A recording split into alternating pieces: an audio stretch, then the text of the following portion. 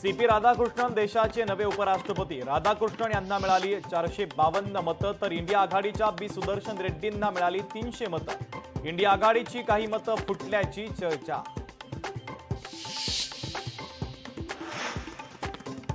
बालेन शाह नेपाळचे नवे पंतप्रधान होण्याची शक्यता। बालेन शाहना पंतप्रधान करण्याची आंदोलकांची मागणी। बालेन शाह काठमांडूचे महापौर। मराठ्यांना ओबीसीतून आरक्षण देणं चुकीचं। जीआर मधील मराठा शब्दावर आमचा आक्षेप। जीआर मागे घ्या, अन्यथा त्यात बदल करा। छगन भुजबळांची सरकारकडे मागणी। सरकारनं विचार करूनच निर्णय घेतला। भुजबळांना भेटून गैरसमज दूर करू, मंत्री राधाकृष्ण विखे पाटलांचं वक्तव्य। भुजबळांनी फडणवीसांकडे कितीही तक्रार करू द्या, फरक पडत नाही। भुजबळांना मराठ्यांचं वाटोळं करण्याची सवय लागली। मनोज जरांगेंची भुजबळांवर टीका।